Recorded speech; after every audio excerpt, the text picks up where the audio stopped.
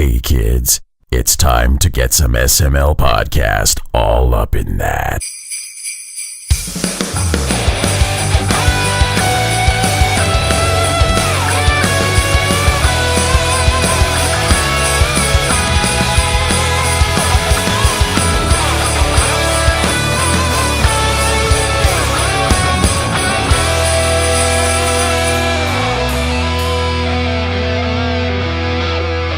I don't care if you're okay with it, CJ. You just gotta be okay. Fuck you.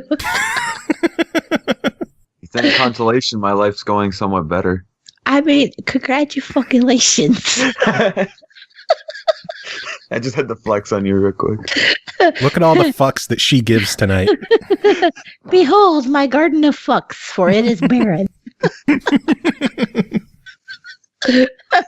With all the laughing, you'd think he would have pressed record already. Oh, it's been recording, so I'm just going to get into this. What's up, everyone? This is the SML podcast. I'm your host, Joe. As you can tell by the squeakiness, Cole's here. How are you doing? I'm not here. This is the ghost of Cole's past. Merry fucking Christmas. We're still 2 weeks away from that. I don't care. It's close enough for government work. I mean, it's close enough for all the stores. It's been Christmas, it's Halloween, goddammit. Oh, and as you could tell, CJ, you are also here. How are you doing? I mean, I'm doing a hell of a lot better than she is. You gotta take your victories where you can get them, I guess. It's the small things in life. That's what she said. Oh, yeah, she did. I didn't. Yes. I don't recall saying that. Yes, she did. I am all too familiar with that. Some of us have standards. Good thing Ashley doesn't. I mean, you have a size of sorts. I am a girthy human being in all aspects. Is that TMI? Yeah, probably TMI. No. Speaking of dicks. Speaking of dicks. This show is off the rails from the beginning. It really is. It's a good thing because there's like jack shit for news this week. Oh, hallelujah. I don't have much at all. This is going to be a fun recording because we're going to do the news. We're going to do CJ, you have a review to take care of, so we'll take care of that in a little bit. And then we're going to play some music, and then hopefully we'll come back and Cole will have a voice. Oh, your hopes are way too damn high. No, that's not happening. This is day 2 of sounding like this already. I imagine it might actually be worse tomorrow. After Tomorrow she'll just sound like this. I would give anything for my voice to sound deeper. Like, that would be amazing. Because in my head it sounds deep, and well, not right now. It don't. No. But normally, like, my voice sounds so bassy, and then I hear the show play back. I'm like, who the fuck is this bitch? It's me. It's me. I'm fucking with the equalization or the equalizer, whatever it is, and I just raise the pitch on your voice. That way he sounds more like a man. I sound manly. I want to sound manly. I just sound like Paula Dean on helium. Cole sounds like this. That's a good imitation. I can't tell who's talking. My throat hurts. My throat doesn't even hurt. That's the worst part of it. I sound like this for no goddamn reason. That makes no sense. You sound like you're dying. I know. You and I do. have no other symptoms. I'm just hoarse. You're just dying. Yeah. Well, I cough a little bit. Like, I have a little bit of a chest cough. Like, if it weren't for the pneumonia vaccine. No, if it weren't for the pneumonia vaccine, I probably would be sitting in the hospital right now. There was like, yay, we're laughing at sickness. Yeah. There was one year where I had pneumonia like 5 times. And after that, they were like, yeah, you're getting the vaccine for the rest of your life. Oh, Jesus. They make one of those? Yeah, I get it you're supposed to get it every 5 years, but because of my immune system, I get it every 3. And just like to boost it. But it doesn't stop you from getting pneumonia. It just makes it where if you get pneumonia, it's not as severe. And so, like, rather than having pneumonia 5 or 6 times a year, I tend to only get it 2 or 3, and like I'm over it much quicker. Oh, so much Sounds better. like a ripoff. Rather than rocking in the hospital for 2 weeks like I used to. So Damn. yeah. I have no immune. That's the chemo. Well, I don't even take the chemo anymore, but the biologic that I take kills my immune system too. So that's why I just catch everything coming and going. With 3 kids in school, it's just like my house is a germ factory. Well, you've only got yourself to blame for the kids. It's true, but it's like people make fun of me when they come into the house because I have this like the biggest bottle of Germ-X that you can possibly buy. I have that motherfucker sitting right by the door, and I'm like, you cannot come past that door until you clean your hands. I will bathe you in Germ-X, and I still end up like this a couple times, at least once a month, at least. Oh man, what are we gonna do with you? Laugh at my misery. Yeah, pretty much. That's what we've been doing for the past 10 minutes. Honesty is the best policy. Good stuff. This is going to turn into one of those podcasts like Loot, where nothing actually gets talked about. Well, I We're mean, supposed to talk about shit. I have like 4 bits of news that we could touch on, but I have like jack shit happened this week. I have a bit, but I'm saving it for the end of the news. Okay, well then I'll start off. The first bit of news this week: Star Wars Battlefront 2 is now in the EA Access Vault. So that's cool. That's impressive. And it's a lot easier to get the completion in it right now because there's a glitch. There's cheats. Yeah. Really? So yeah, you can like get obscene amounts of XP per game right now if you use a glitch. Sounds sounds like Shiz probably already did. I mean, I wouldn't be shocked. I'd do it if I had the game. I don't me even too. play. I don't even play Star Wars. I'd be like, here, just help me out. I still have to do way too much on the first one to ever consider playing the second. Well, it's a damn never shame played it doesn't either. have a glitch. There's games Joe hasn't played. There's a lot. Throughout my whole night. There's a lot of good games he hasn't played. There's a lot of games in general I haven't played. Just because I have a shitload of games doesn't mean I've played a shitload of games. Just Cause has been sitting in my disc tray for the past, week and a half waiting to be started up. And I'm just, every time I go to start it, something comes up and I haven't been able to play it yet. And to That's be one fair, of those games where you just need 8 hours to sit down and destroy shit. Yeah. well, I don't know. I feel like that one's more pick up and play than a lot of them. But it also doesn't help when he invests all of his free time in playing Rock Band. It's the only game he ever plays outside of review games. Very close. I play a lot of Rocket League, so. I actually fluctuate my games, but I also have a lot more free time because I don't review as much. CJ, do you have a cup filled with ice or something? I was about to point it out. It's my fault. I'm playing with it because it's fun. Oh, my Lord.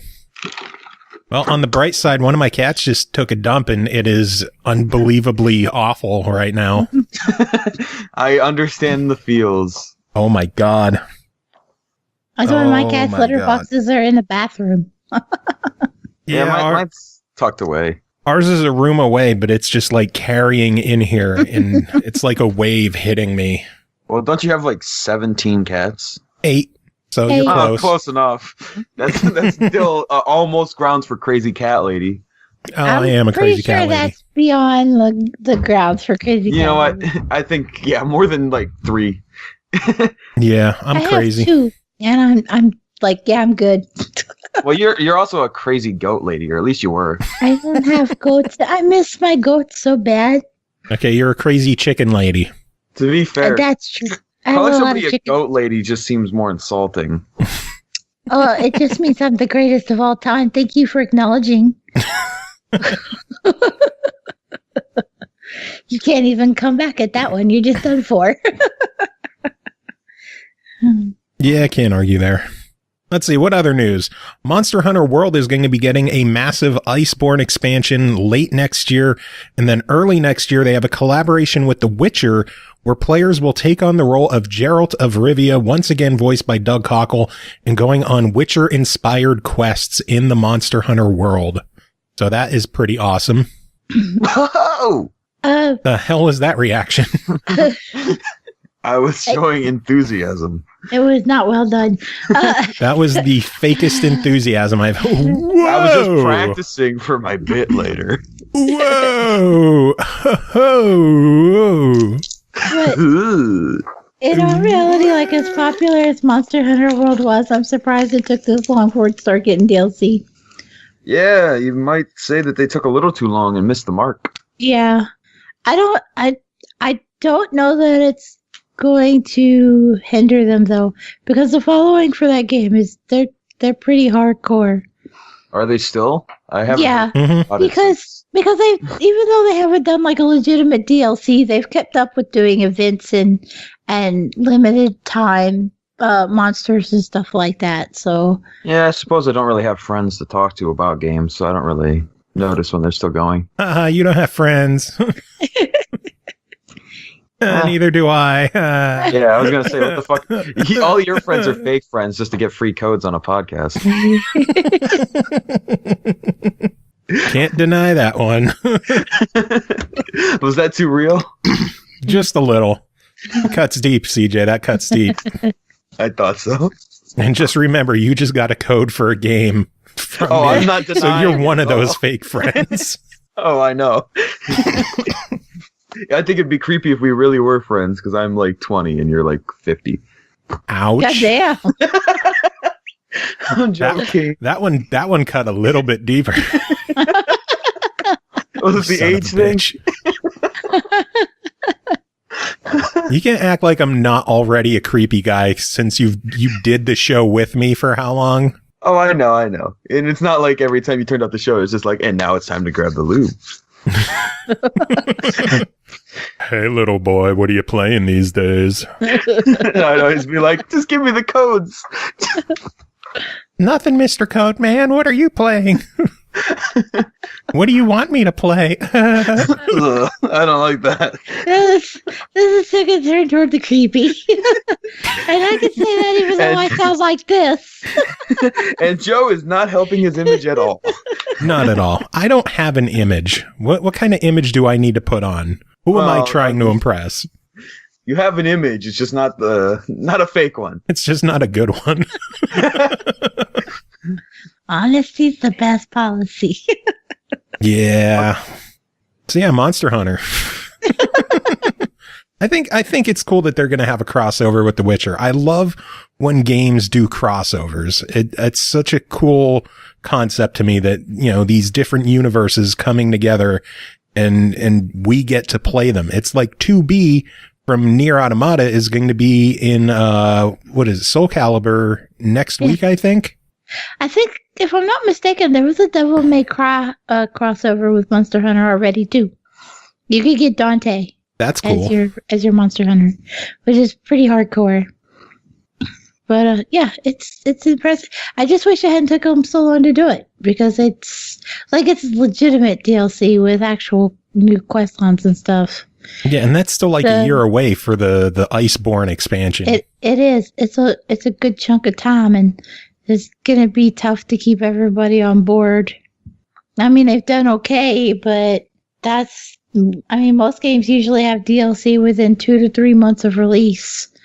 So no, we'll see how well it works for them. I don't think they're going to have a problem with people playing it, because Monster Hunter fans, they are hardcore. They will play that game forever. Oh, yeah. I just think that there's the potential for more drop-off than they would have liked if they had pushed it a little sooner. Maybe they were waiting to see the reception of the game and how well it did in its first year before they wanted to commit to any kind of, Most intensive likely. work on DLC.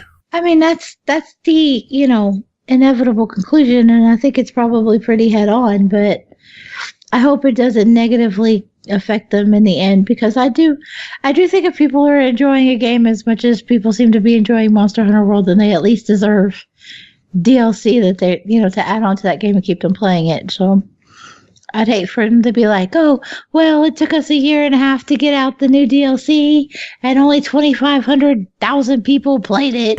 And so that's not enough. 2,500,000 is 2.5 million. That's sore throat redneck math.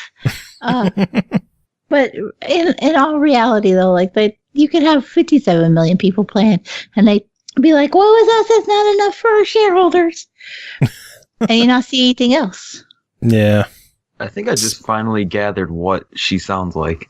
It sounds so similar to something, but I couldn't put my finger on it until now. Minnie Mouse on helium? No, I'm actually thinking that pervert from Family Guy. Oh, God. There's a pervert on Family. I don't know. I've never watched Family Guy. The oiled up guy? No, the old man. Oh, the old dude. All right, with the whistle when he talks. Yeah. Who has a hard-on for Chris. Which makes no sense. Hey, he likes the young boys. What are you going to do? I mean, the fat ones, though. Why? I don't know. Everybody's got Chubby their chasers. kink. Don't kink shame. I wish more people had the fat kink. I mean, it's worked for David for 18 years. He don't seem to mind. Hey, I got married, so there's people out there for everyone. I guess you're right. Yeah, man. If there's any evidence in the world. There's Don't a give up, shoe man. You're for young. every foot and a sock for every cock. Thanks for those analogies. You're welcome. Oh, man. So what kind of dream crossover would you like to see in a game? Fortnite in every single game. Oh, God. No. Was that the ironic answer you brought me in for, since I'm the one that appeals to the younger generation? Oh, yeah. You're our young audience skewing co-host of the week, I guess. What's up, gamers? Let's get this bread. What's up, brah? Yo, it's your boy here. Ready for some new tips and tricks. You already know who this is. Make sure to like, comment, and subscribe and get all the notifications. And what the fuck do they say? Like this, Don't forget to you gotta plug your merch. Yeah, merch is in the description. But you can't Check plug it out your to merch, so support you the can channel. plug my merch. Go buy my shit. When the hell is your coloring book coming out, for God's sake? I got my monitor hooked up yesterday with the new computer, and I sat and drew 14 dicks last night. I got them all inked. I have 14 of them ready to go. And so I just got to get the other ones finished up. And I drew them all in pen and paper. Are they at least detailed? Them. Yeah. And then they were costumes. They're Halloweenies. Halloweenies for Cocktober. Yeah, for Cocktober. And so, Okay. I drew them all out. So what I've done is I've scanned them. And now that I can actually use my decent computer and actually draw shit properly without drawing a line and waiting 6 months for it to render, I can actually go in and I'm inking everything digitally so that it has nice, good, clean lines as opposed to my sketchy, inky ones. And so I've just been turning everything into digital sketches. And then after I do that, everything gets turned into a PDF. And then I have to send the PDF off for proofing. And then it comes back. And while it's off proofing, I can design my front and back covers. And then once the proofs are good to go, then you will be able to order it that day. Sweet. Yeah. I'm looking forward to it. I really am. Buy my dick coloring book. I'll have your dick coloring book and you'll have my shirt. Yay! One of those seems like it'll be much higher quality. Thanks, Internal. The book. Oh, obviously. Hey, I think the shirts came out pretty well. They did. I actually like wearing it, in my house where I'm not in public. I wear mine in public. I wore mine to my doctor's office, and then I had to explain to her what it was. See, that's why I don't wear it. I was like, let's just do a podcast. Oh, yeah, what about games? Games and dicks for some reason. And sometimes dicks. But I like to leave that part off because I have an interesting reputation around here as, like, the curly ginger-haired soccer mom. And, like, people here don't realize just how often I use the F-bomb in a day. Nice. Yeah. They need to Talking learn more making about you. fudge. So Tom says that there's something wrong. Oh shit! It's still listed It's as Rock still in Band. Rock Band, Son of a yeah. bitch. Son of a bitch. I always forget to change that. Fix your shit. Bruh, call back to when I told you played too many rock bands. Yeah, for real. All the rock bands. Okay, I updated it. Like anyone listening to this gives a shit. Yeah, and like the 3 viewers. Hey, 4. I'm up to 4. Listen, man, there was one night I had like 8. We were popular. We Oh were. God. Hey, Matt's in the chat, so what's up, Avenged Immortal? We dream of a day when we break double-digit viewers. Hey, it's Oh, happened that- before on interviews, so. It's true. Well, yeah, because somebody else is here and they actually want to watch them. Because Yeah. the people being interviewed come too. Yeah. Hey, you have 101 followers. You're just like the wizards and pirates out there. No, I'm following 101 people. I have 850 followers. So suck a dick, CJ. Certainly more impressive than the 101. Yes. Speaking of 101 people, there were significantly more than 101 people that watched the Game Awards. There were over 26 million live streams for the Game Awards. Wow. That was a good transition. Yeah, I try. I've been working on those. Them segues, though. The Game Awards were watched more than the Emmys and the Golden Globes and were less than 500,000 viewers away from the 2018 Oscars in viewership. That is Wow. crazy. Jesus Christ. Yeah, that is crazy. Just goes to show that gaming's the real medium that actually matters out there. Nerds matter. Nerds rule the world. We really do. Yeah. Came a long way since that nerd revenge movie thing from the 80s. I can't reference that because I'm not old enough. Remember, I appeal to the young audience. It's your boy here. Yo, God. What's the cool hip movie that kids talk about these days? let me look that up real quick. You're the cool hip kid. You're supposed to know this shit. Really? He's not cool okay. hip kid. He's actually typing on a keyboard instead of using his iPhone. No, that was a new mechanical keyboard from Razer. So shut it. Little do we know, CJ's actually like a 44-year-old man. And he's been lying this entire time. I have the information you guys were asking for. The most popular movie in 2018 this year is The Matrix. No. Okay. I think you lied at us. No. Is that the year you were born? What year did that movie come out? No, 1 year after. That was a lie. God. Fuck. Oh my God. I saw that in theaters. Oh my God. You know, everybody still loves Keanu Reeves. Yeah, he doesn't age. He's a vampire. I'm okay with that. And Lawrence Fishburne. Like, Keanu Reeves still looks like the Keanu from Speed to me. Speed, now that's something that's really popular with kids right now. I thought it was the Adderalls. No, we like a lot of things. Okay. Xanax. Look, the Xannies. You gotta have you can't have an upper and a downer. You gotta pick one or the other. No, not this generation, trust me. That's just asking for a heart attack. They just shovel handfuls of pills in their mouth and whatever works. That's the plan. Yay. Goddamn whippersnappers don't even know how to get high right. In my day, we got high on cocaine.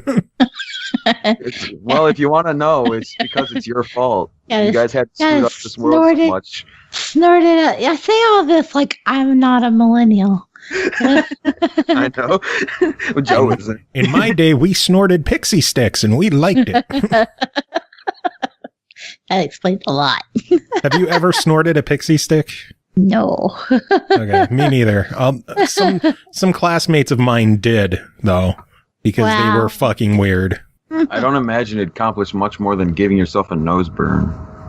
I don't know. Whatever makes them happy, I guess. I don't judge. Sugar high. I have chronic nosebleeds, and I had to have my nostrils cauterized as a kid, so kind of the last thing I wanted to do is shove something in there. Yeah, I was Damn, close to having my nostril cauterized a couple years ago. I was getting a lot of bad nosebleeds, but I What'd you say, I CJ? survived. I just said that you have a lot of problems. Yeah. It's true. That is unlucky. I love how Feels every few bad. minutes there's just new noises in the background for CJ.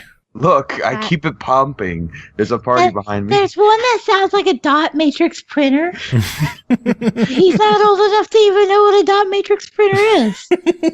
Is it a printer from the Matrix? No. I broke Joe. Bye, Just a Joe. I'm still here. Yeah. Good. It was nice to know you, Joe. Let's see. Last bit of news that I have for this week is that Metro Exodus has gone gold and is now releasing a week early on February 15th instead of the 22nd. So instead of going head-to-head with Anthem, it's now going head-to-head with Far Cry, Jump Force, DOA 6, and Crackdown.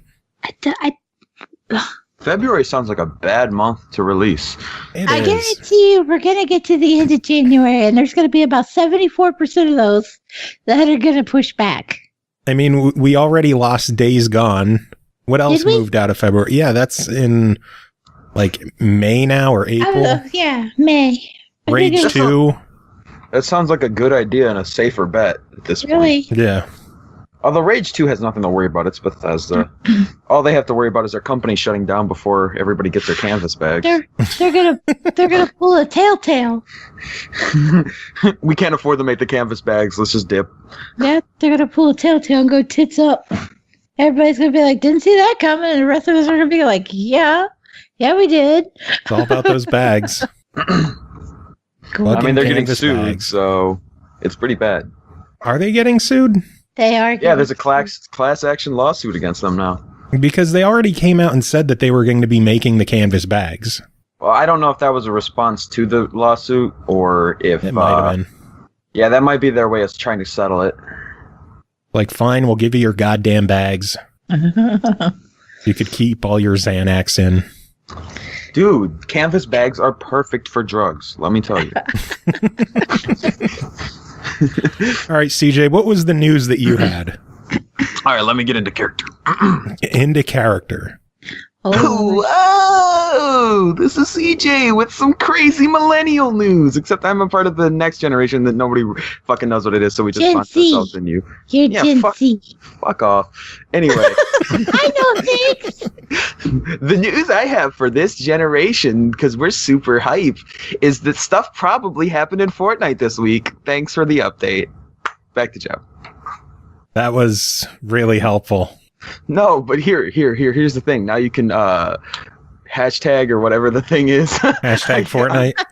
Yeah, you can put in your tags Fortnite because we talked about it and we'll get more views. Oh, yeah. There actually is something with Fortnite, though.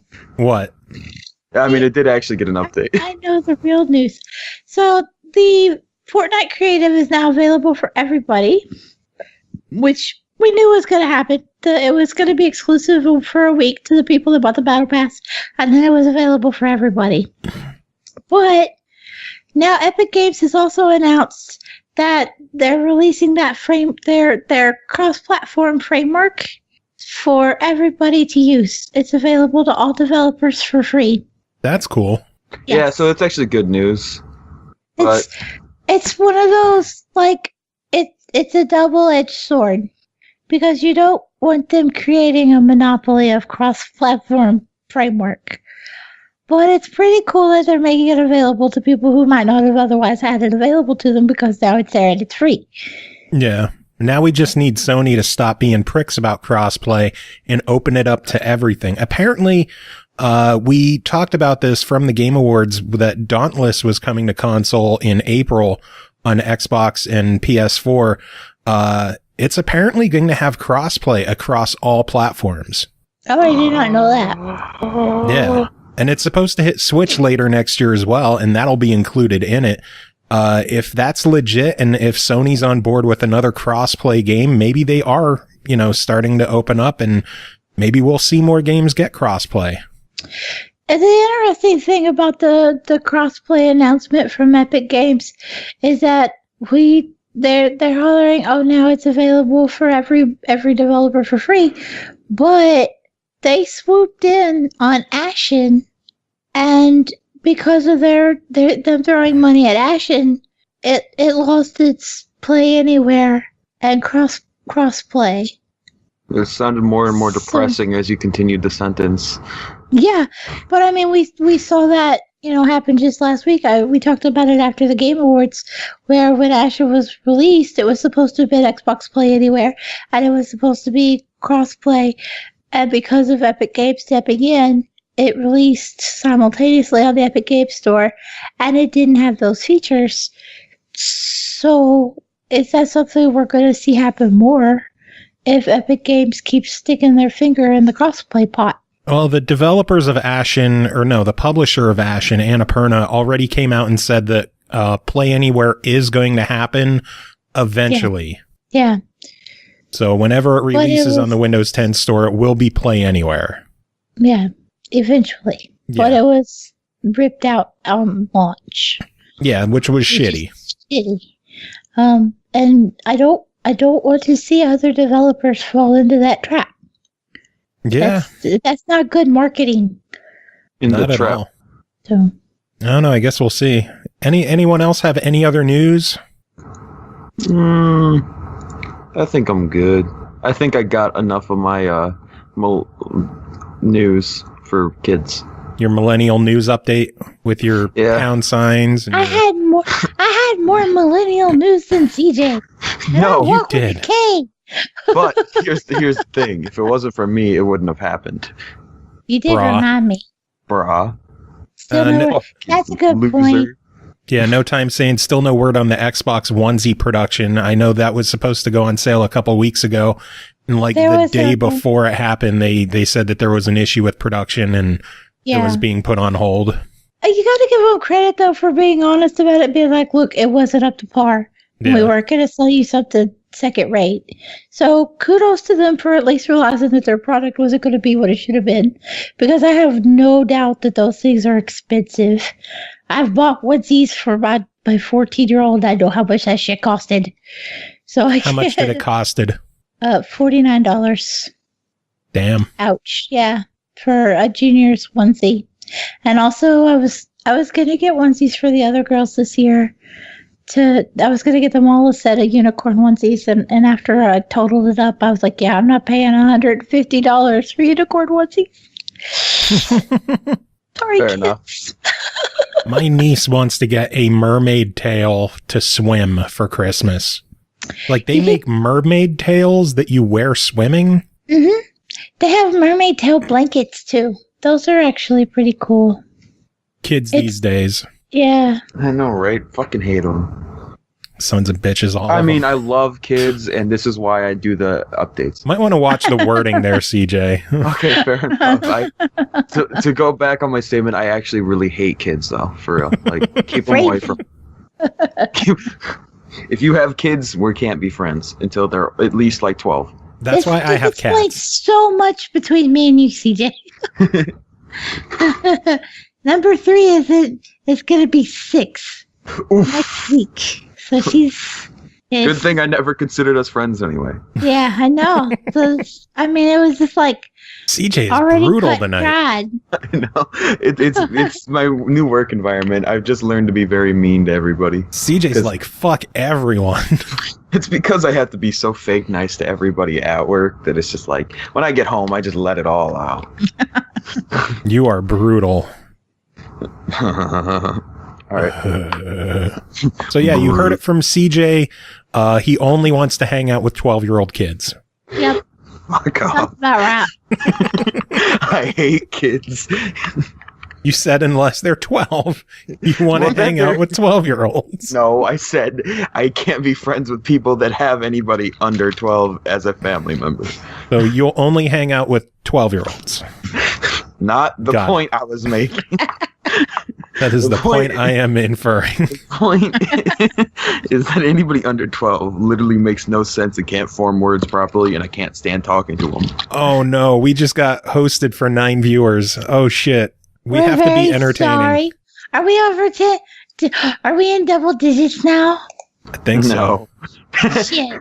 Well, it still says 4, but we're going to get there. We'll get there. Okay. It'll update. And then it'll immediately drop. It'll drop back down to 4. Those non-people are just going to be like, we made quite the mistake.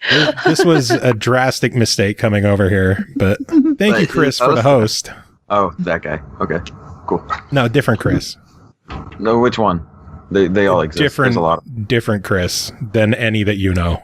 Well, you don't know that. I know a lot of Chris's. There's a lot of them out there. You don't know her, so. Okay, I don't, because there you go. So, CJ, what have you been playing since you've been around the last time? Well, I'll certainly tell you it wasn't my review games. I'm joking. Dick. Go see how many achievements he has in them. I'm trying to make conversation here since we have people watching. I'm trying to make conversation. So what have you been playing? Well, I went back to... Okay, shut up. Well, first of all, I've been playing Forza Horizon 3 still a lot. I'm almost done with it. I have 2 achievements left. Nice. Super excited. And then I went back to Defiance, and I'm loving it again on 360 because 2050 sucks. But what's the difference with 2050? Why does it suck? Well, they changed the leveling system first of all, but mostly just because like it's apparently broken. I haven't played it myself because I don't want to because I've heard how broken it is. And also they have 5 unobtainable achievements where all of them work on the 360. So I just played the 360 version. Makes sense.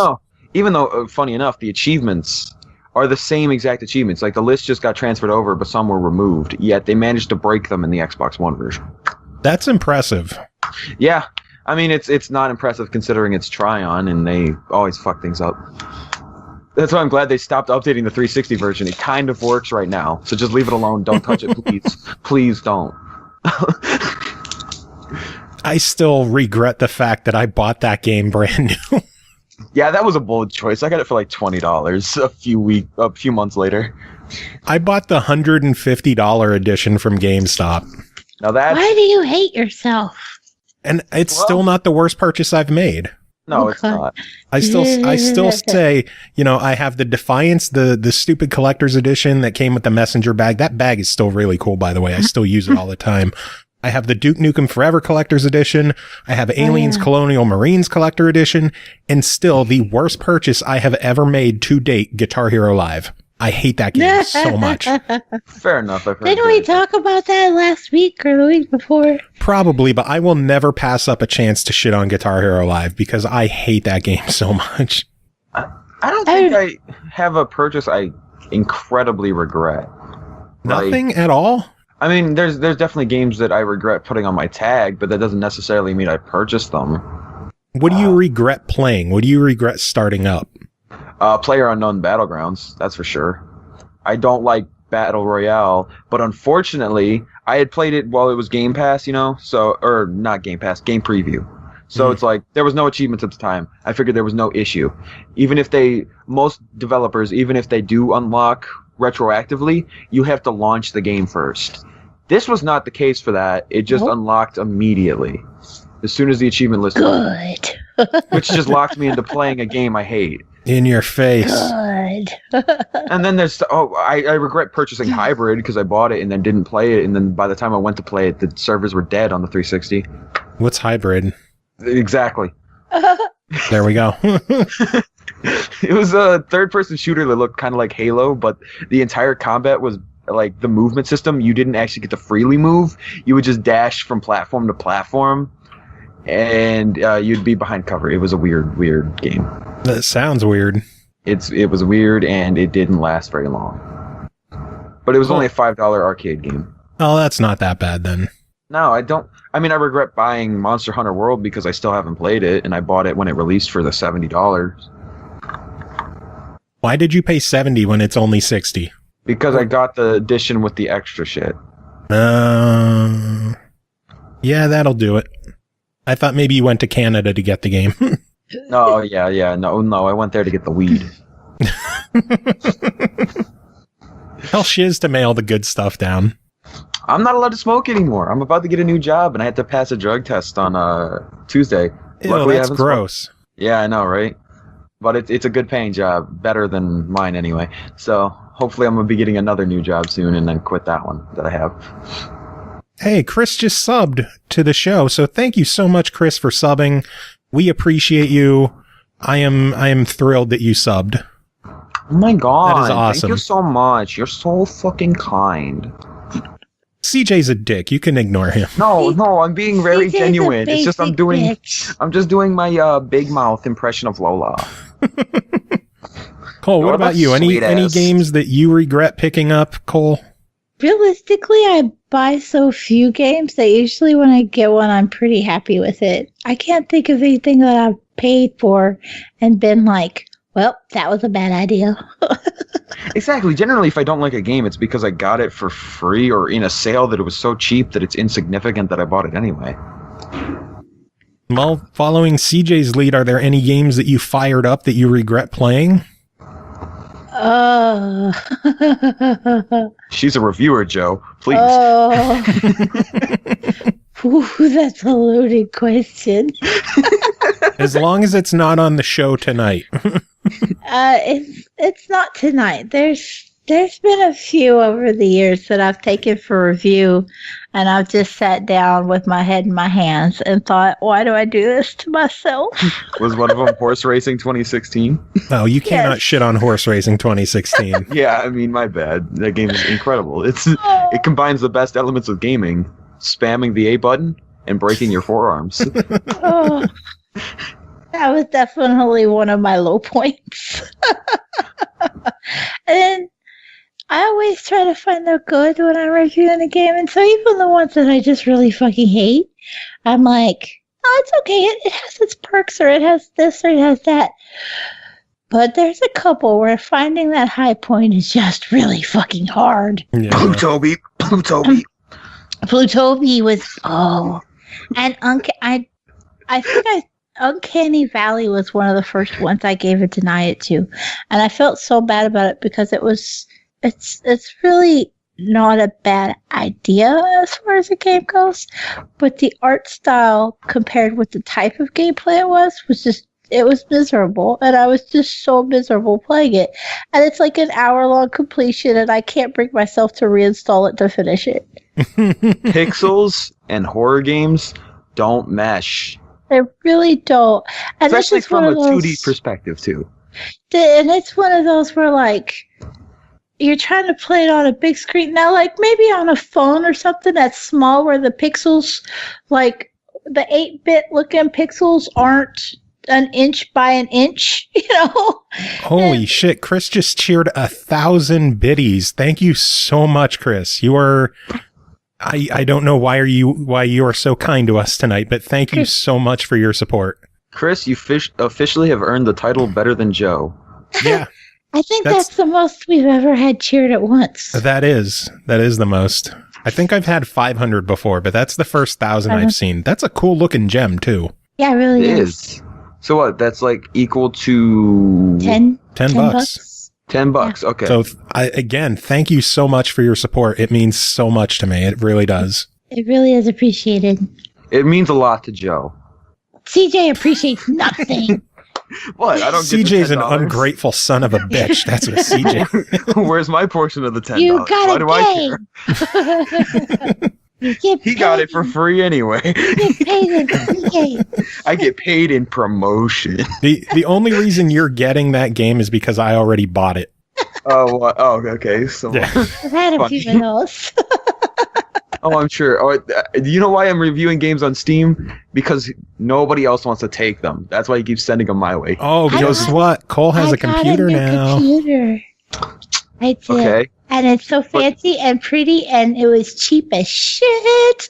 But you know she's a lazy person. She's not going to want to play it on that when she could play it on her casual console. I already played one game. Well, what was it? Fucking TikTok. Facebook clicker? Can't talk about it because it's NDA. We have an interview coming up. It was a Facebook clicker game. I think guys. it's on open beta now. Actually. Is it open beta? Oh, It well, might then it be. was called TikTok. We can And say it what was the on name Steam. is.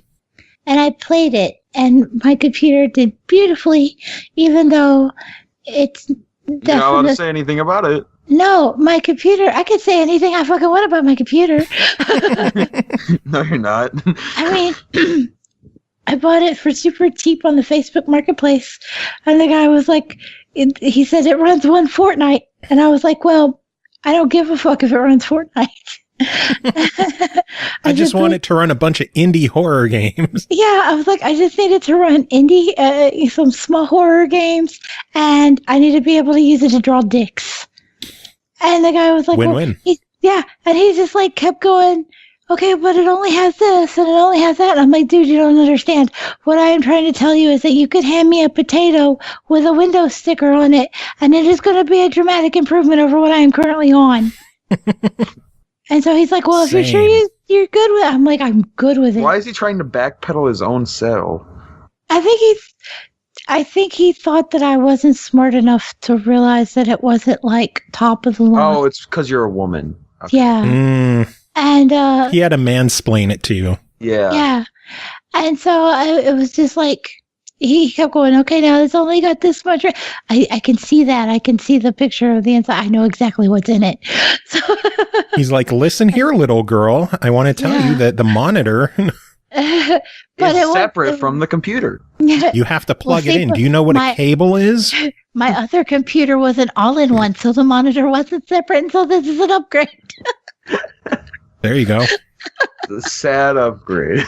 But for realistically, it's an i5, okay, but it's only a second gen i5, and I knew that, but it's still an upgrade over the Intel Celeron I had.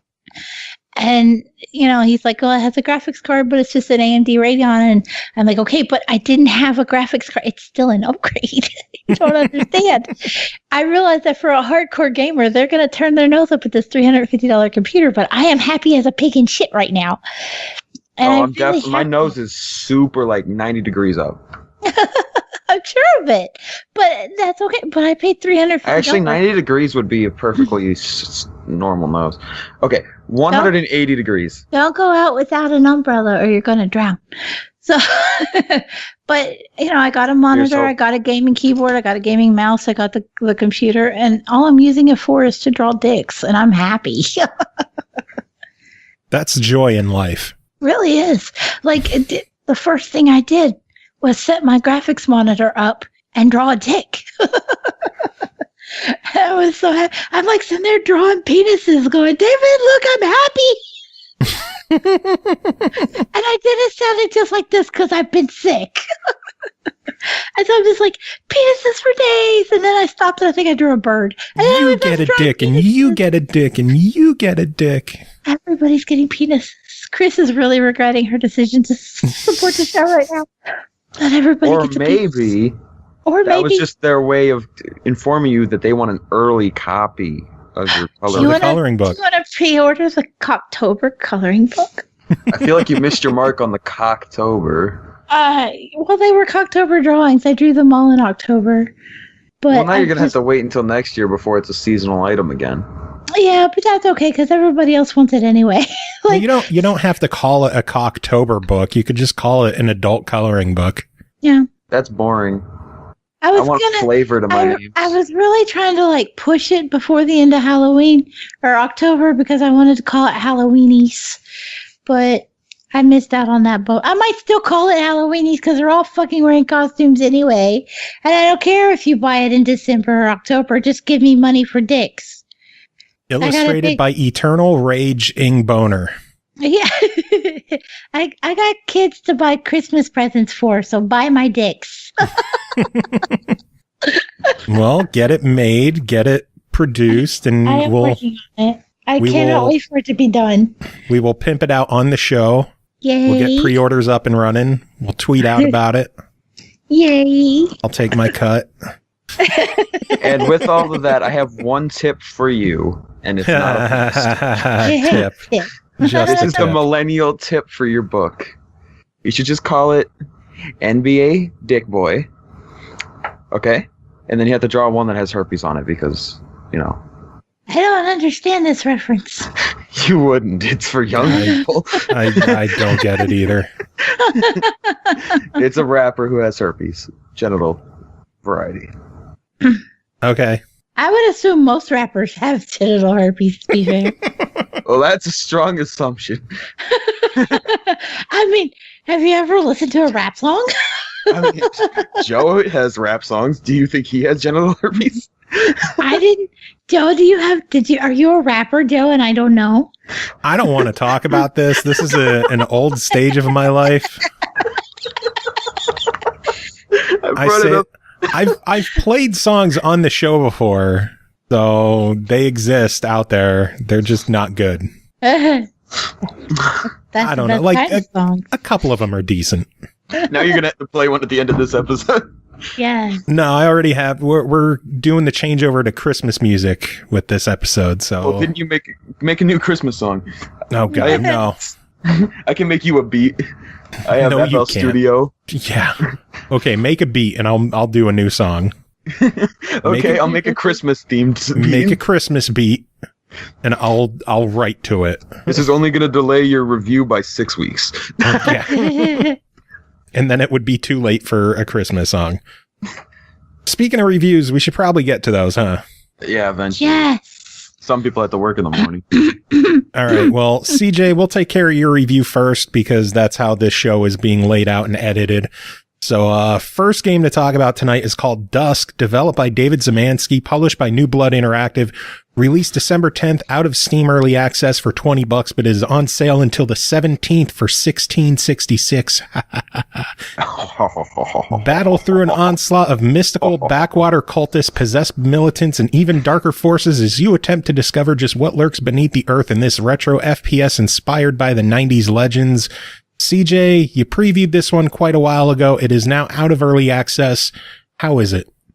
I don't remember anything I said about it before. I have a short-term memory, but I know the one thing I have to say about this game is DUSK. Okay. It's a young person reference again. I'm sorry. We're old. We're dying. You got to remember that.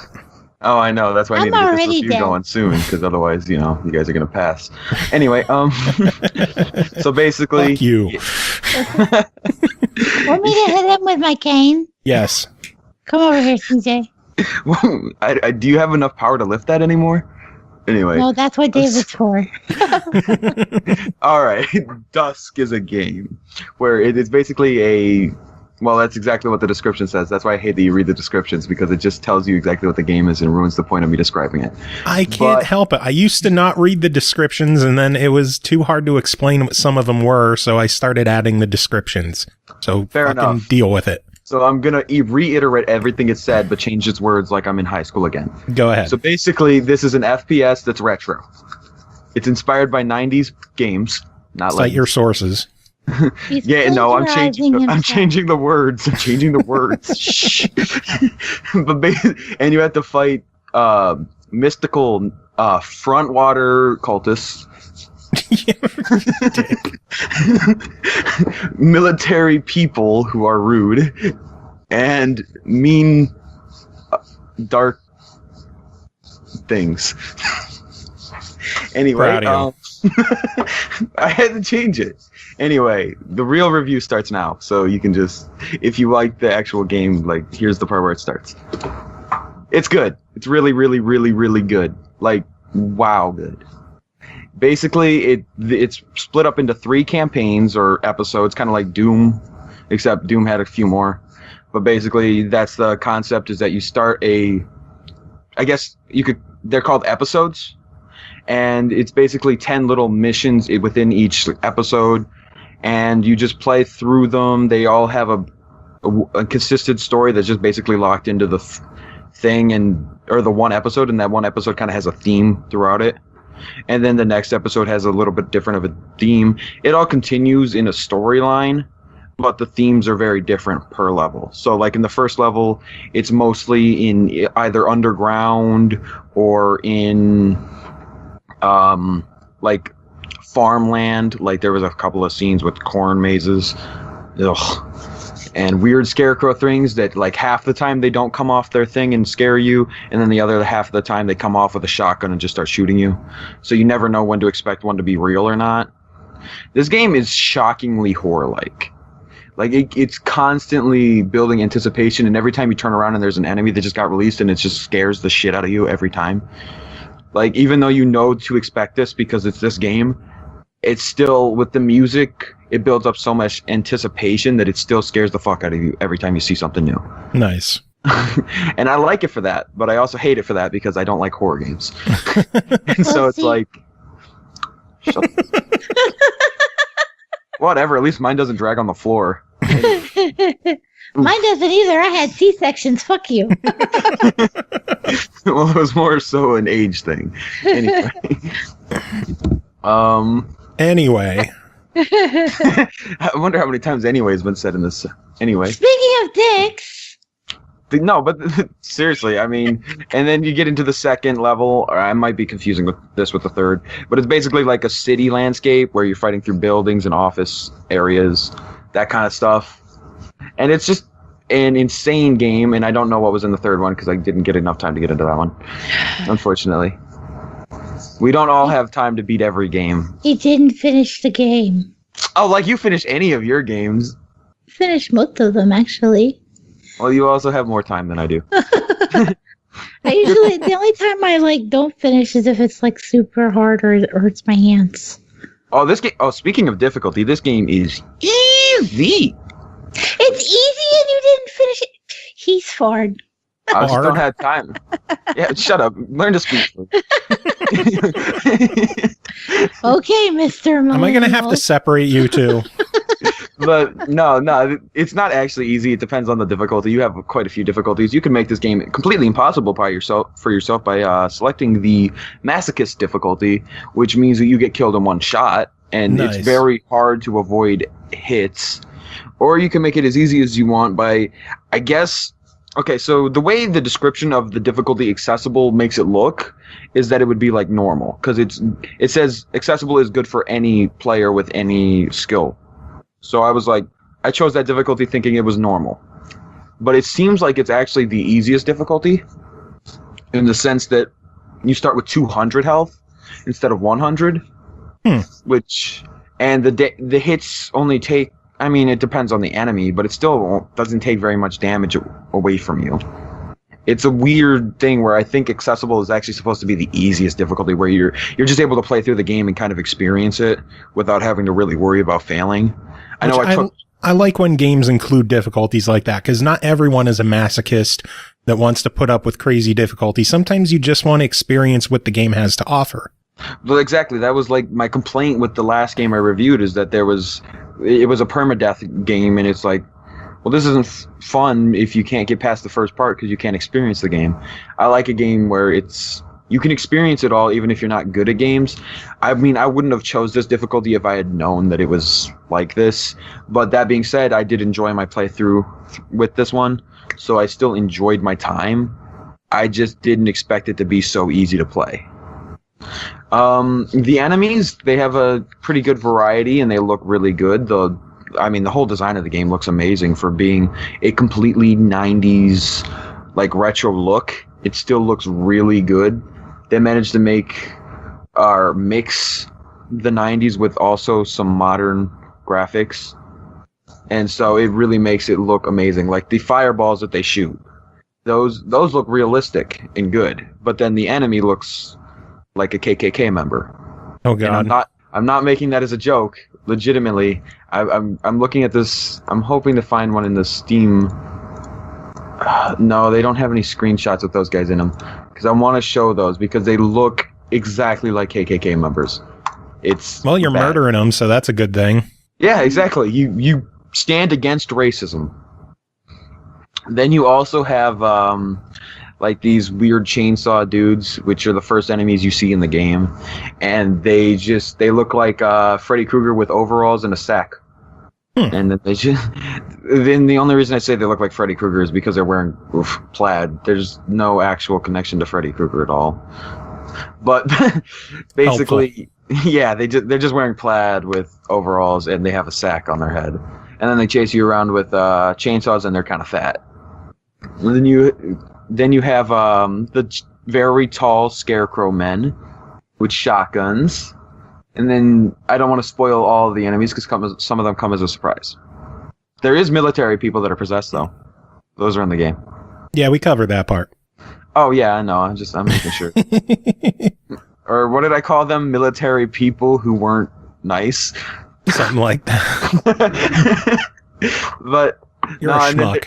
And then, the boss fight's pretty cool, minus the fact that I found the very secret rivet gun, and I don't know how secret it actually is, but it was a secret. It was in a secret location. And basically, the rivet gun is the game's big, bad, like, BFG style gun. Where, so it's like the instant murderer. Basically, and so I took it to the boss. It still took all of my, like, 25 shots, so it took a lot, but it was like, I murked him with almost no problem because I just took that thing in there and just destroyed. And so if you find that, good job. I found it right before the last level, so it wasn't really a hassle for me. Nice. So I'm hearing a lot of good about the game. Any negatives to it? The sound design is incredibly loud. I think I turned it down in game because I had to, but it still felt like it was loud with certain noises. Like the ones that are meant to be sharp are a little too sharp and a little louder than they should be compared to the rest of it. And so, it would make me jump, and I guess that's the point of it. But it would also just hurt my ears because I wear headphones to play games. Yeah. But if you come in fully prepared for that, you know that they happen on a somewhat regular level, you learn to anticipate them more, and they are less painful as the time goes.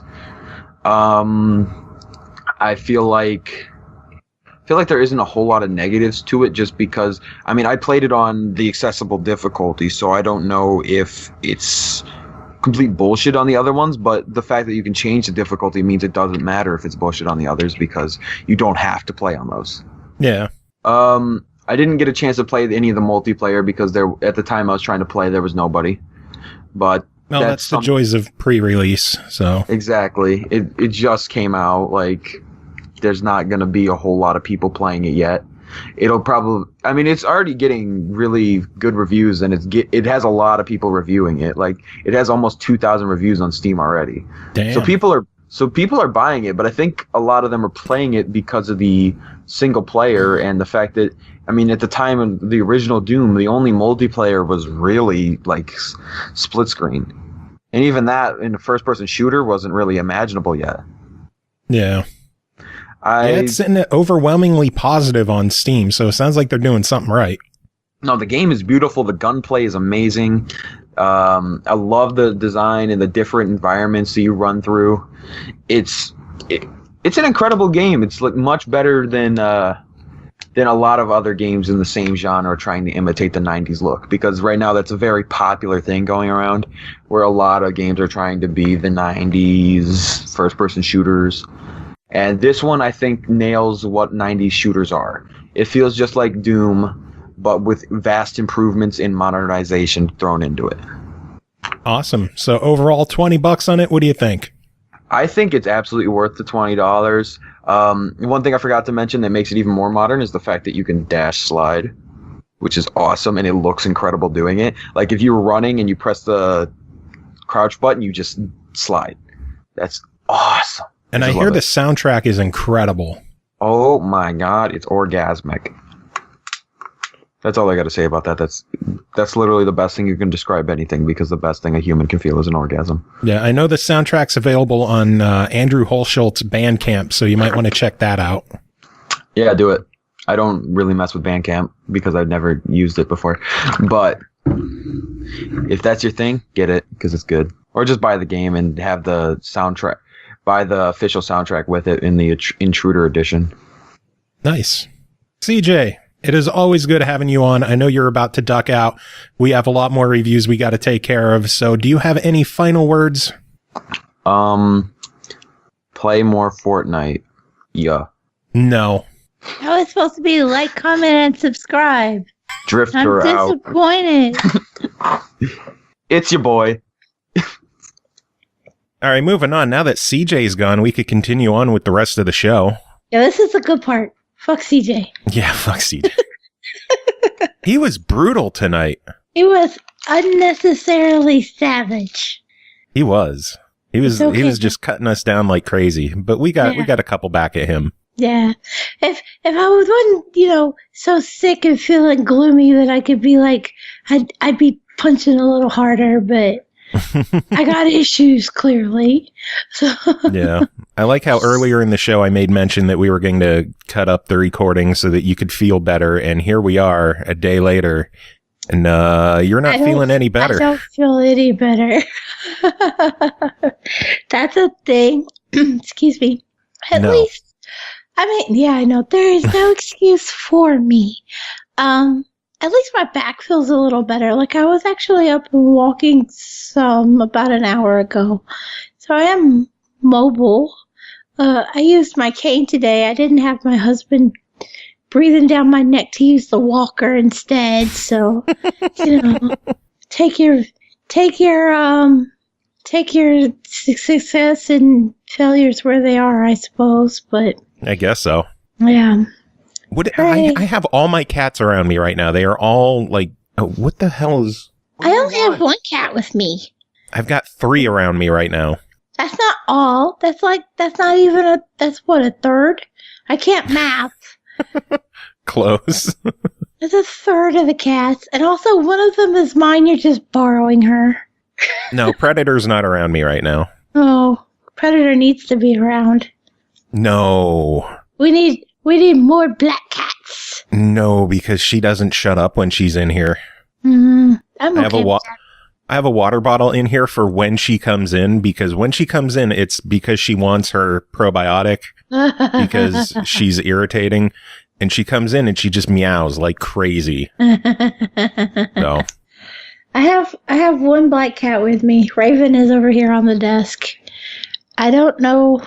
Gabriel is pouting at me today because he got a mouse this morning and I took it away from him. So he's not my fan at the moment.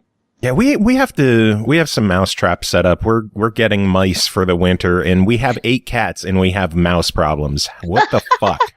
We don't have any problems.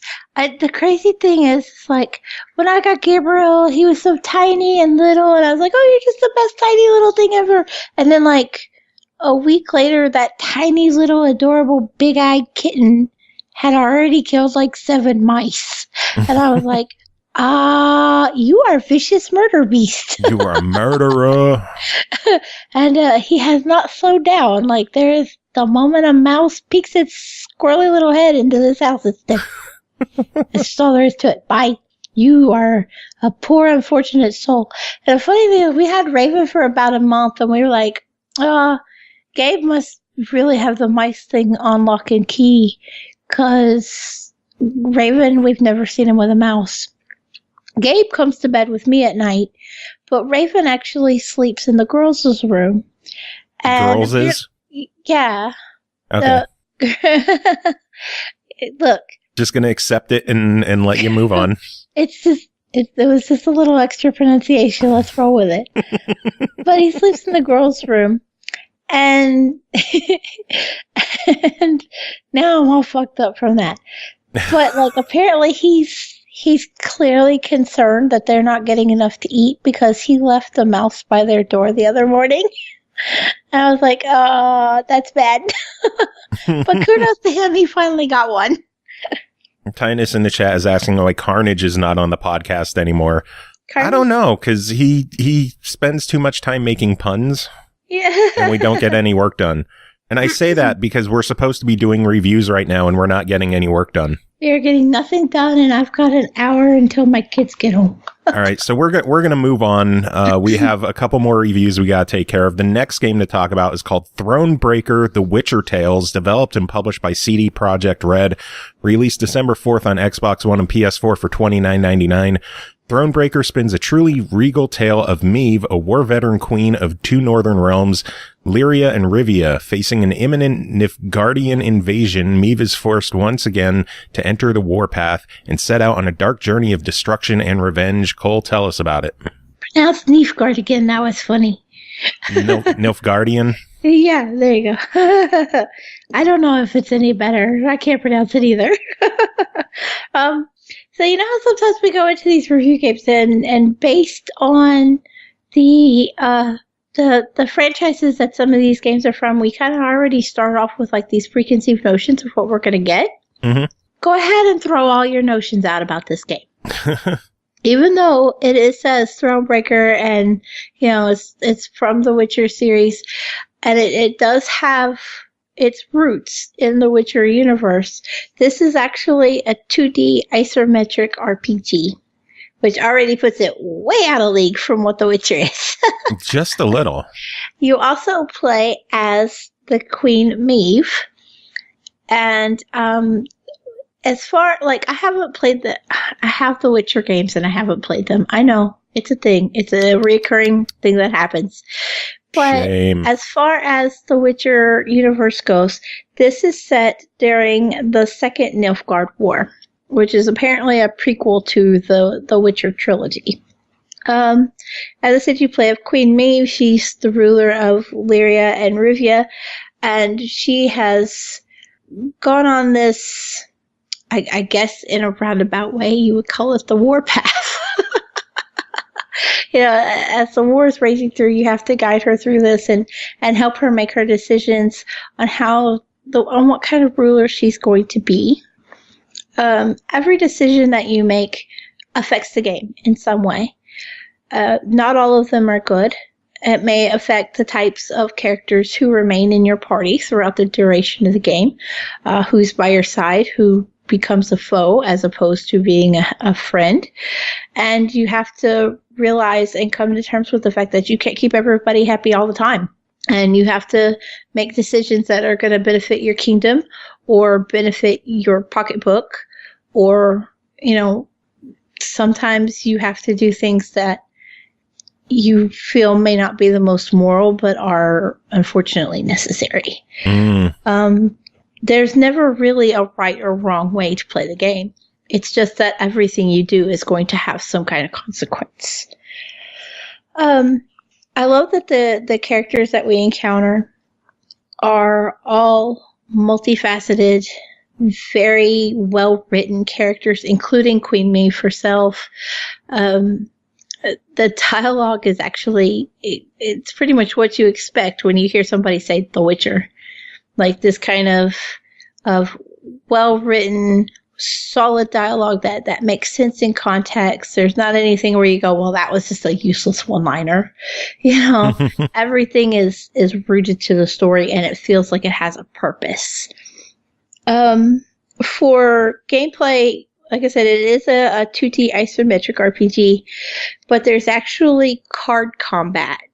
So as Maeve, you explore the realm.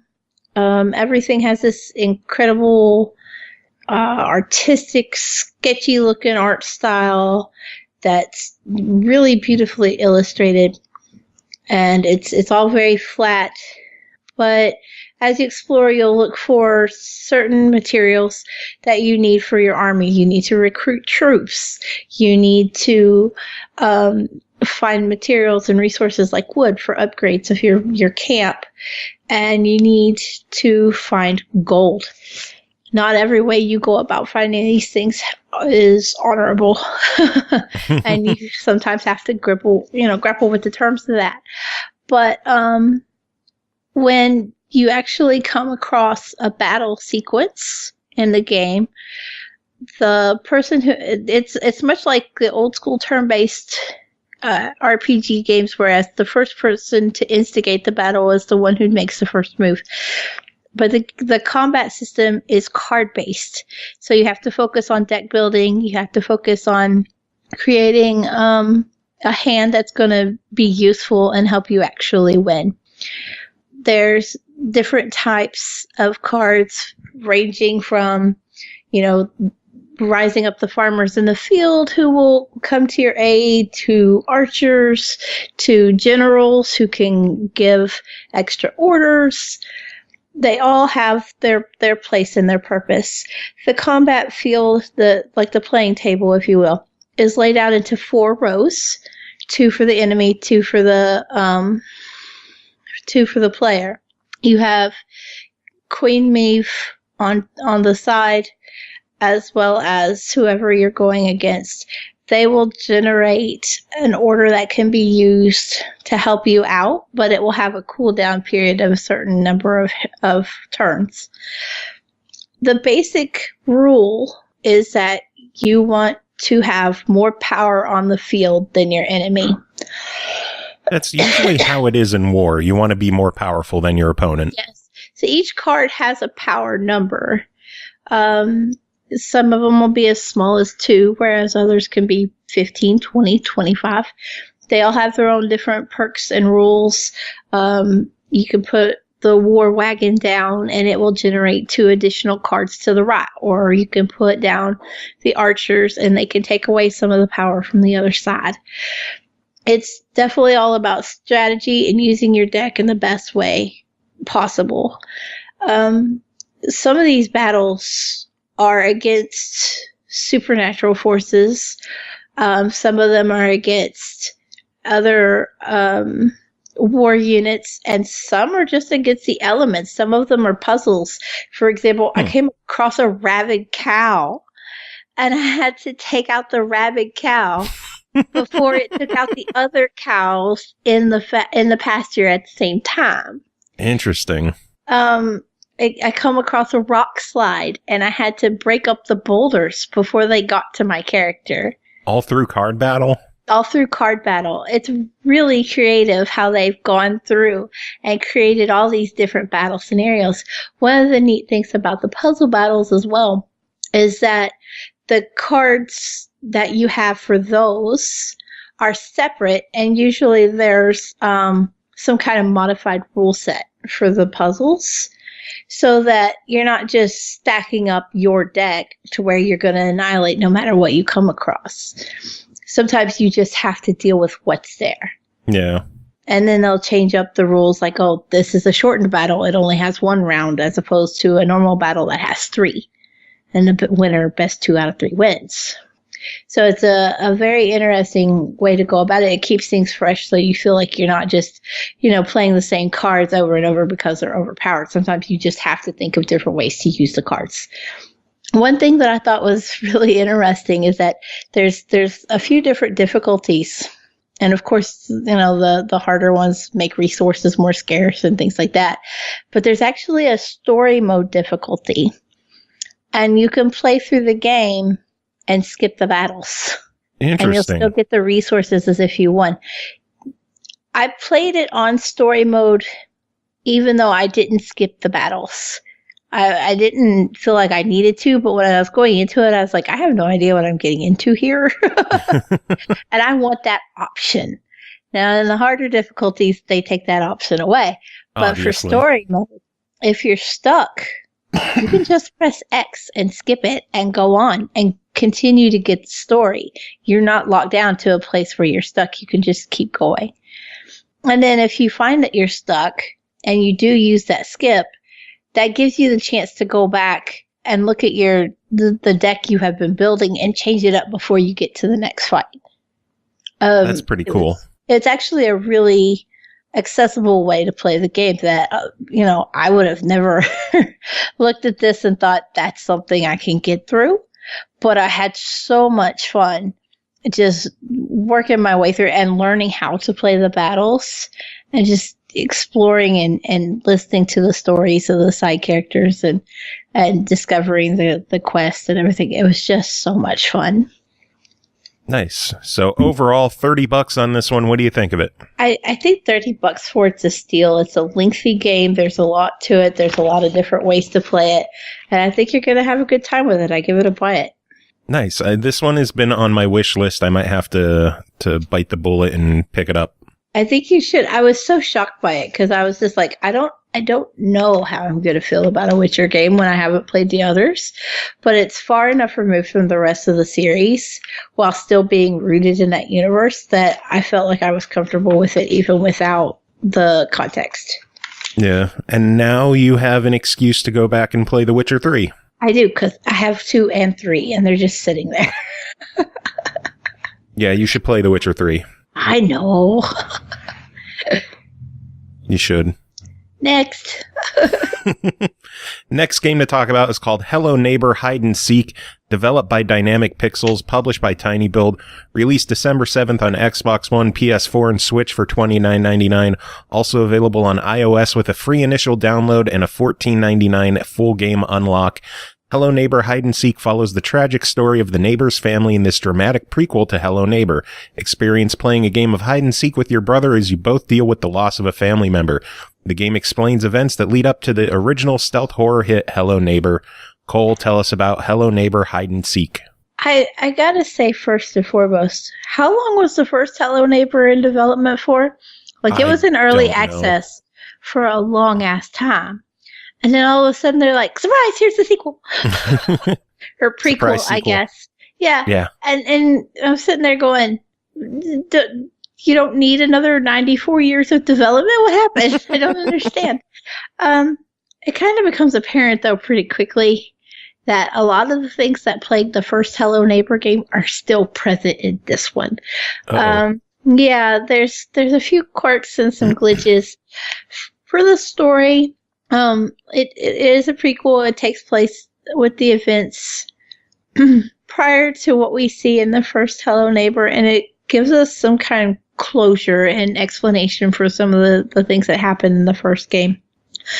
A lot of people struggled with the symbolism in the first Hello Neighbor and the hints and the clues, and there were so many rumors and what happened, and people were genuinely confused. Although I felt like there were some pretty decent hints as to what had occurred. And then when you go back and you play hide and seek, you're sitting there going, I was right.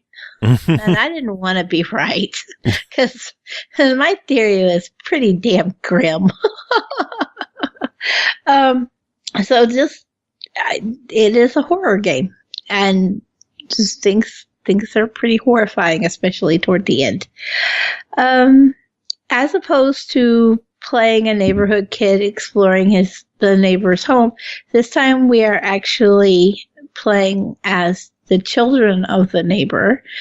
His daughter, Maya, and his son, Aaron, takes the role of the lurking AI that is your problem throughout the game. Most of the game is set in almost like the children's imaginations, if you will. When kids say the floor is lava, so in this case, you would see like evidence. Excuse me, I'm sorry. Rather than saying the floor is lava, like say if a kid is playing like a safari game and they're like, "Oh, I'm in the jungle," you would imagine they would kind of see the room that they're in, imagined with like tall grass and jungle trees and wild animals. So that's kind of the way that they've set up the different levels in hide and seek. So we see as we take control of Maya, we see that, the living room kind of devolves into this diorama of a jungle, and there's tall grass littered with like bits of the living room, like a lamp here and a chair there. It's really kind of a charming and adorable way to look at the world, which kind of makes the ending all that more difficult to swallow. Well, don't go into the ending. I'm not going to spoil it, but it's a difficult game to swallow. It is hide and seek, and there isn't a neighbor, but it's the same stealth gameplay mechanics. But this time, instead of trying to hide from the neighbor, you have Maya trying to hide from her brother, Aaron. Again, we see a lot of the same quirks with the AI that we had in Hello Neighbor, where they're kind of an advanced AI. They will start to pick up if you're going the same routes trying to solve a puzzle. They will start to kind of lurk that route. However, if you take off and climb something and kind of get up high, the AI stops chasing you. It's like he forgets you exist once you're above like 6 inches off the ground. Oh, God. Get it out. I know, I'm trying. Cough it up. It's not mine. But it's an interesting quirk that realistically, I don't know if you can play the game without it. Because it can be fairly difficult. There is, if you are struggling, there is a friendly mode, which we saw was added to Hello Neighbor after its initial release because people were complaining about the difficulty. The AI will still chase you down, but they won't set traps. Excuse me. But now with it's not exactly as friendly as it sounds. Like they're still going to chase you. They're still going to look for you. They're still going to pick up on the sounds that you make. So you do still have to be careful. It just makes it a little tiny bit easier. Could make it a lot easier. The other aspect that we've seen added is a hint system, which this game really freaking needs. Hello Neighbor, the first one needed it. This one has it at least. Where if you're really struggling with a puzzle, you can turn on the hint system and it will actually put arrows in the, to point at where you need to be looking at and where you need to go. It doesn't totally, it doesn't totally give it away, but it at least points to, hey, you might be interested in this spot. I just like that there's giant arrows pointing. Yeah, they look like they're drawn in crayon. Hey, look over here. Just like they're drawn in chalk, just hanging in the air. Well, it's a neat way to be like, yeah, dumbass, you're lost here. In addition to that, there's also the ability to reset the level, and you can actually have Maya be picked up by a crow who carries her back to the beginning of the level so that you can try again if you've really fucked up. I fucked up a lot. Shocker. I am blown away by that revelation. There's an achievement for getting restarted 20 times. Did you get it? That one. I got that one. Nice. I did. But I just thought it was a really good thing for the game to have the ability to reset yourself and to get some hints, and because you could get so lost and so confused in this game. And that's if you're not, like totally shocked and stunned and sitting still and like not wanting to move with the revelations of what has happened to this family. I swear, the more you talk about it, the closer you are to revealing what's happening. I'm really not. Although I think they kind of give it away in a trailer. They do. Yeah. And I was like, well, son of a bitch. But, and I think too, like I said, if you played the first one and you really paid a lot of attention to it, not everybody did. Some people just blew through it and got the achievements and were like, that's it. And they're probably going to be surprised when they play this one. They're going to be like, shit, I didn't see that coming. But anybody else that actually played the first one and paid attention to the story and what was actually going on, yeah, you might find some of your fears realized. But it's harsh. It's a harsh game with a harsh ending that's like wrapped up in this kid-friendly experience.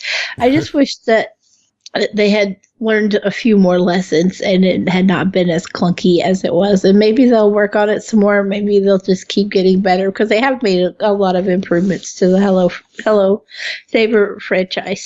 So, well, then overall, $30 on Hello Neighbor Hide and Seek. What do you think of it? I'm gonna give it a try. Especially if you like the first, you're probably gonna be pretty happy with it. Awesome. Sounds good. Just be prepared because it is a fierce game for the emotions. Buckle up because shit gets heavy. Yeah. Buckle up, Buttercup. All right, next game to talk about is called Idle Champions of the Forgotton Realms, developed and published by Codename Entertainment, released December 11th on PS4, December 14th on Xbox One, is a free-to-play game with in-game microtransactions. Idle Champions of the Forgotton Realms, an official free-to-play Dungeons & Dragons-based idle strategy management game. Assemble a party of champions and master the art of formation strategy, upgrade your heroes, collect unique gear, and unlock new champions and regular new events. Cole, what is Idle Champions of the Forgotton Realms? So this is Dungeons & Dragons meets Clicker Heroes. Sold. But, yeah, that's the long and short of it. It really is. I was like, oh, yeah, this is Dungeons & Dragons. And I'm not even familiar with Dungeons & Dragons, but I recognize that this is what this is supposed to be. And then I'm like, oh, I'm clicking the A button or the B button and just beat over and over and things are happening and I know this gameplay mechanic. This is Clicker Heroes. That is not at all a bad thing.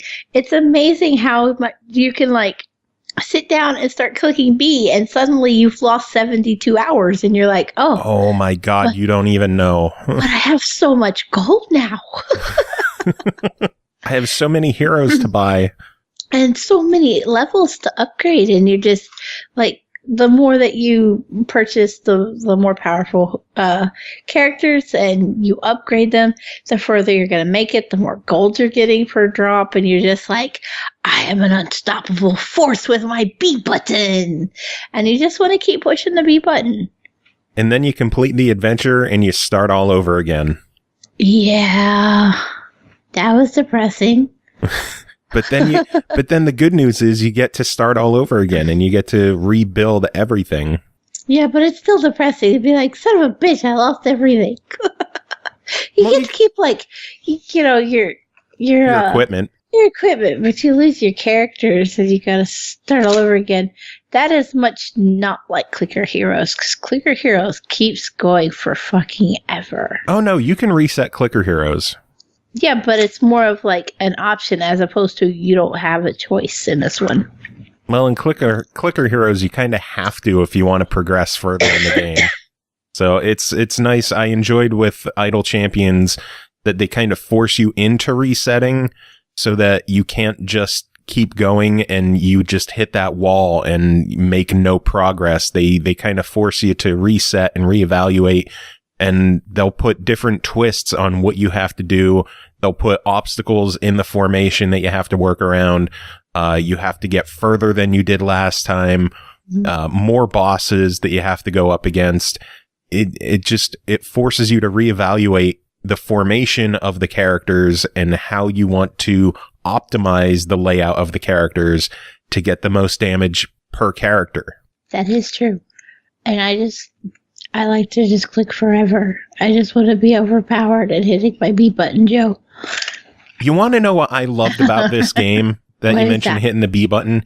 You can hold the B button to click. Yeah, I know.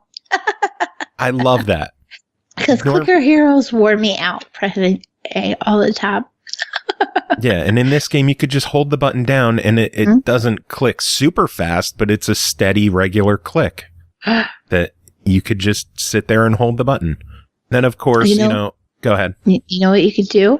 Huh. If you had an Xbox adaptive controller, you just put a book on the button Oh, God. and let it do it for you. Yeah, there Joe, you it's brilliant. go. You're getting me sick, I think.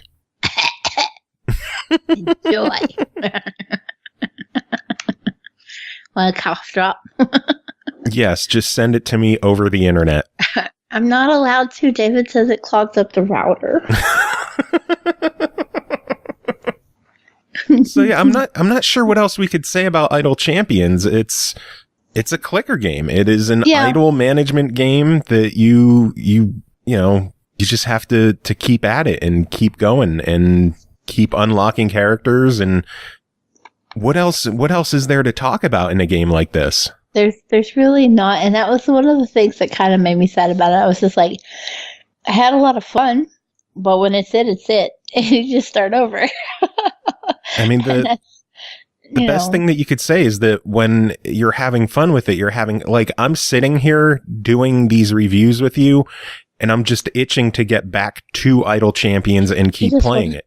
You just want to hold that B button. I'm telling you, an adaptive controller with a book on the B button, and you're done. You're going to come back, and you're going to have so much gold. Then you're going to buy all the upgrades, and then you're going to have to start all over again. It won't do you any good. Well, see, the good thing is once you start over, it makes it easier because you earn, Torn? Yeah, is the currency that you earn, and as you earn more of it, it lets you earn gold quicker in your following playthroughs. I completed my second adventure, and now I get an 88% bonus to gold that I pick up. And I literally just completed my second adventure before we started, so my guys are all level 1, and I need to get back to the game so I can get back and progress some more, so I could get more characters, so that I could progress further, so that I could get more characters. So that we could start over again and do it again. Indeed. I love clicker games. I have a lot of fun with them. I appreciate the fact that they have different adventures that you could go on. I think the biggest negative to this game is that there might be too much content and people aren't going to see all of it.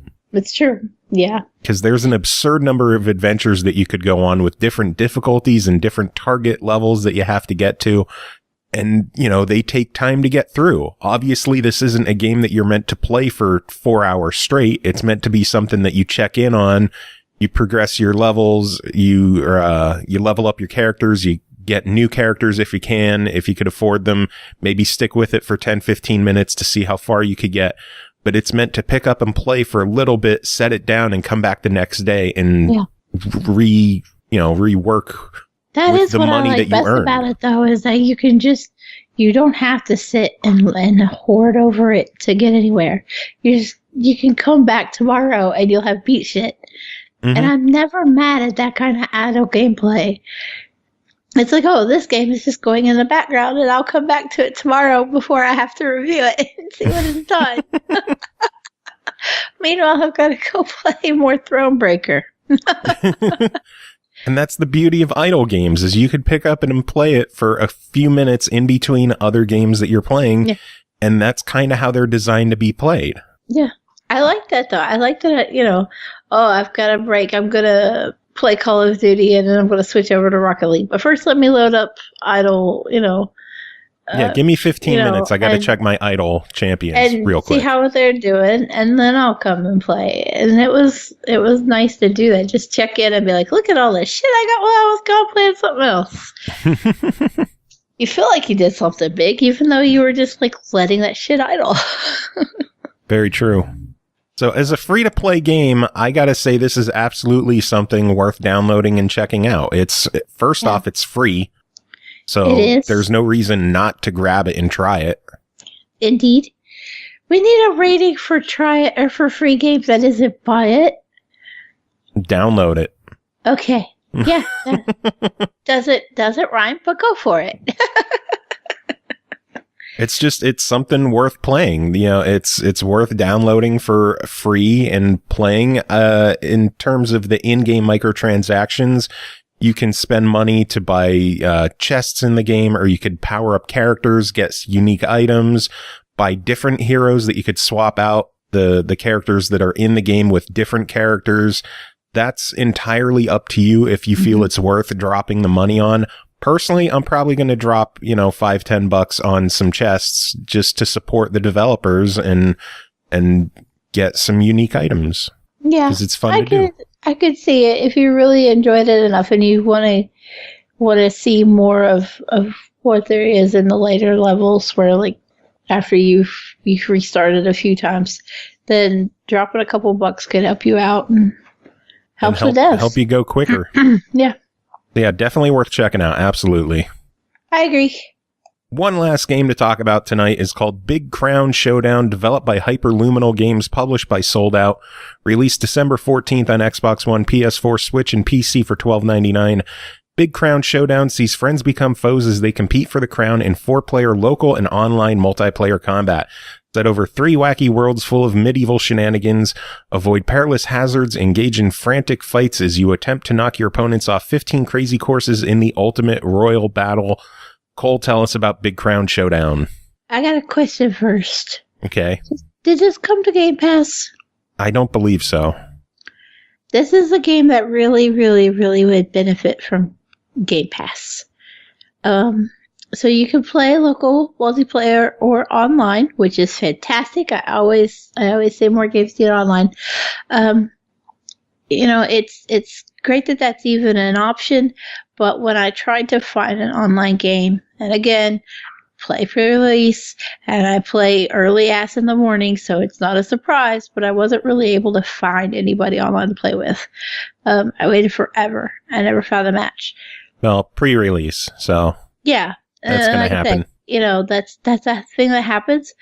But I imagine that Game Pass, if that proves to be a problem post-launch to have that kind of community. I always worry with a multiplayer game that's smaller like this, and where it's multiplayer only, like what the community is going to look like in it long term. Yeah. I really hope they consider Game Pass for this, because otherwise, this game's a blast. I actually played it with all 3 of my kids. I was going to say, you have the built-in multiplayer down there. You get a controller, and you get a controller, and you get a controller. Everybody's playing a game with Mom. So you play as 4 little knights. I can't remember the actual name for the characters. It starts with a G. I thought I wrote it down, but I guess I didn't. Oh, boo. I know, I made bad notes. I'm sick. But you play as these little knights, and you have all these different levels, and it's kind of like a speedrunners type game, but it's not speedy. But the idea is to fight with each other. You can punch or block with your shield and try to knock each other off. You have a certain amount of lives for each level, and whoever gets to the end of the level with the most amount of lives wins. So A, don't get knocked off. Easy and B, enough. knock off everybody else. It sounds easy until your children decide that they're going to gang up on you and start trying to ditch you flying. In which case, I said, hey guys, I didn't tell you there's a shield button. And then when they charge up their attack and they come running at Mom, and I'm like, nope, hit the shield, and then they get reflected off, and then I'm like, Gotcha, suckers. Best. So, as far as how many different levels and options for playing this goes, there isn't any story, so it's all legitimately just multiplayer stuff.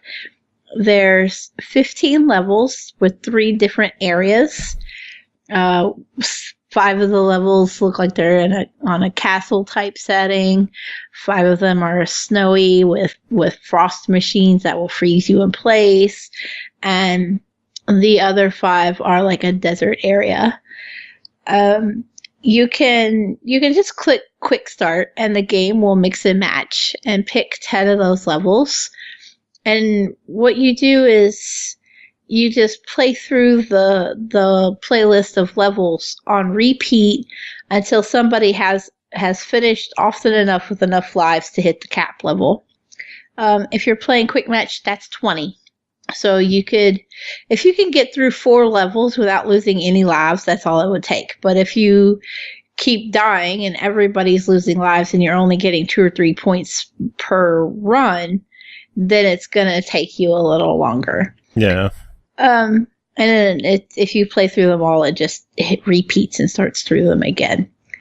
You can also set up your own playlist of the levels, and you can put them in any order you want with up to 10 levels of the 15 chosen to run.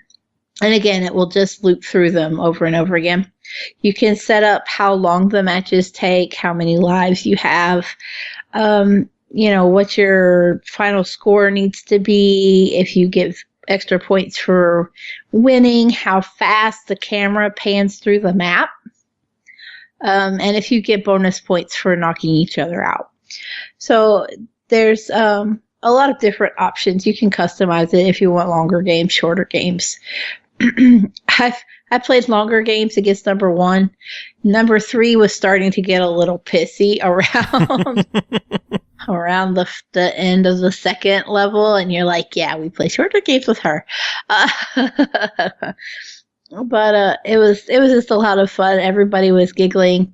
Even when we were just playing like 2v2 or with 3 of them and not all 4 of us at once, it performed beautifully. There wasn't any screen lag, no tearing.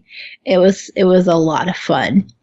Everybody had plenty of laughs, and we really enjoyed the game.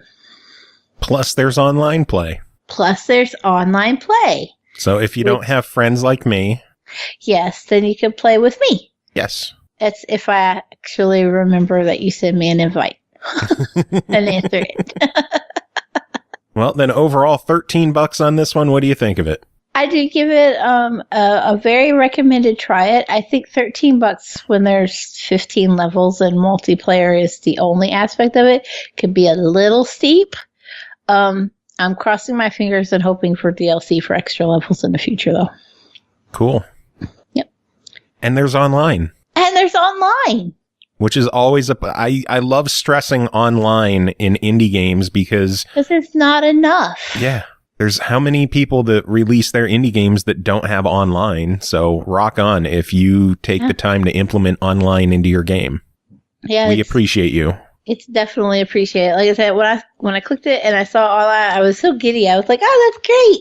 And I'm sad I didn't get to try it out because pre-release. But I'm looking forward to it. I actually kind of want to try it this weekend since we do have 2 Xboxes.